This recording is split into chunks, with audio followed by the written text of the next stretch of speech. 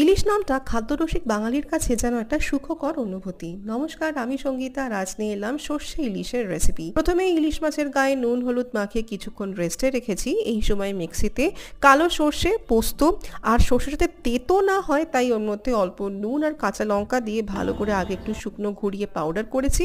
এরপর বেশ খানিকটা জল দিয়ে বেটে নিয়ে তারপর অবশ্যই করে কিন্তু এই সর্ষেটাকে ছেঁকে নিতে হবে। ছেঁকে নেওয়া সর্ষে পোস্তর জলের মধ্যে 2 টেবিল চামচ টক দই ভালো করে মিশিয়ে আমি রেডি করে নিলাম। অপরদিকে কড়াতে সর্ষের তেল গরম করে ইলিশ মাছগুলোকে খুবই হালকা করে এপিটোপিট ভেজে আমি তুলে নিয়েছি। ওই তেলেই কালো জিরে, কাঁচা লঙ্কা, হলুদ গুঁড়ো, কাশ্মীরি লাল লঙ্কার গুঁড়ো দিয়ে নেড়ে ছেড়ে সর্ষে পোস্ত টক দইয়ের মিক্সচারটাকে দিয়ে ভালো মতো ফুটিয়ে নিয়েছি। এই সময় স্বাদ মতো নুন আর মাছগুলোকে দিয়ে ঢেকে 15 মিনিট কম আঁচে রান্না হতে দিয়েছি। মাঝে মাছগুলোকে একটু উল্টিয়ে দিয়েছিলাম। মাছের গ্রেভিটাও এখন বেশ ঘন হয়ে গেছে। নামানোর আগে ওপর থেকে একটু কাঁচা সর্ষের তেল ওপর থেকে এইভাবে দিয়ে নিলেই আমাদের সর্ষে